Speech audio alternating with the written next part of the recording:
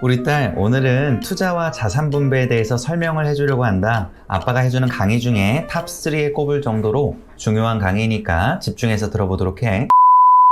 자, 투자가 뭐라고 생각하니? 투자는 말 그대로 던질 투에 재물 자자. 다시 말해서 자금을 던진다는 뜻이고 너의 돈을 베팅한다는 뜻이야. 그런데 이왕 베팅할 거 조금 더 확률적으로 높은 쪽으로 베팅하면 더 좋겠지. 오늘은 그 방법에 대해서 이야기를 해주려고 하고, 자, 우선 우리 딸, 너의 전체 자산 구성은 어떻게 되니? 영상을 잠깐 멈추고 원으로 한번 그려볼래? 자, 어떠니? 우선 아빠가 이야기해주는 올바른 구성과 너의 구성이 맞는지를 한번 비교해봐. 자, 우선 예금, 적금, 청약 등 예금자 보호가 되는 자산 등을 안전자산이라고 분류할게. 1번.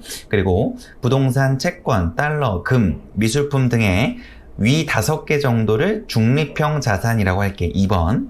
세 번째, 주식, 펀드, ETF, ELS, 코인, 선물, 옵션 등의 자산들을 위험 자산으로 분류할게. 너의 자산 구성이 어떻게 되어 있니? 아빠의 권장사항은 안전자산과 중립형 자산, 다시 말해서 1번과 2번을 합해서 최소 70% 정도는 되는 걸 권장을 해. 나머지 위험 자산이라고 분류하는 3번은 30%를 넘지 않게 구성을 하면 돼. 이게 아빠가 권장하는 자산 분배의 기본 룰이야. 혹시 비중이 아빠가 이야기한 거랑 비슷하니? 비슷하지 않다면 가급적이면 안전자산과 중립형 자산의 비중을 더 높여서 비슷하게 만들어주길 바란다. 이유는 아빠가 이야기한 대로 자산에 대한 구성을 하게 되면 증권시장이 폭락이 오더라도 너의 자산을 지킬 수가 있고 심지어 너의 자산이 플러스가 될 수도 있어.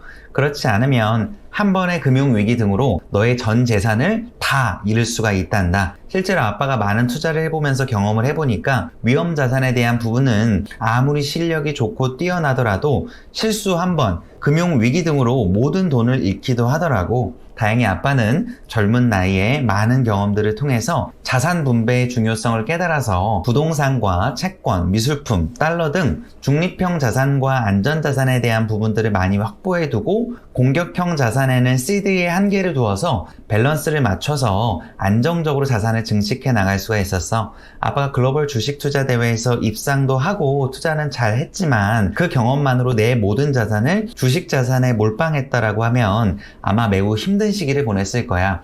우리 딸도 꼭 이 비중을 잘 지켜주길 바라고, 더 중요한 거 하나는 자산을 비중을 맞춰서 해주는 것도 매우 중요하지만 자산에 대한 리밸런싱, 다시 말해서 재조정을 해주는 것도 매우 중요해. 예를 들어서 너가 현재 자산이 5억 정도가 되는데 안전자산과 중립형 자산이 3억 5천이고 나머지 공격형 자산이 1억 5천 정도가 투자되어 있다라고 해볼게.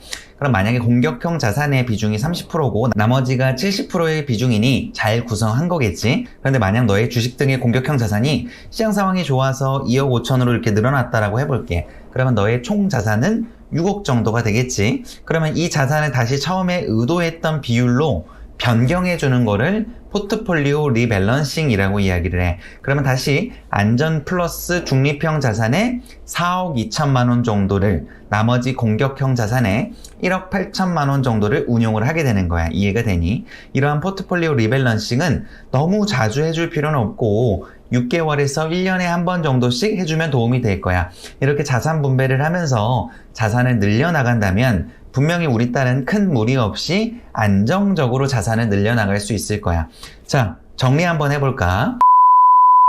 투자를 할 때는 자산 분배라는 게 매우 중요한데 자산에는 예적금 등의 안전형 자산과 부동산, 채권, 미술품, 달러 등의 중립형 자산, 그리고 주식, 펀드, ETF 등의 공격형 자산이 있어. 이 자산 중에 안전자산과 중립형 자산의 비중을 최소 70% 이상으로 만들어주기. 그리고 자산은 주기적으로 6개월에서 1년에 한 번 정도의 주기로 리밸런싱을 해줘야 되는데, 리밸런싱은 말 그대로 내가 처음에 의도했던 자산의 비중대로 다시 비중을 재조절해주는 걸 이야기해. 이렇게 자산 분배와 리밸런싱을 꾸준하게 하면서 자산을 늘려나간다면 분명 너는 힘든 시기를 최대한 덜 겪고 자산을 늘려나갈 수가 있을 거야.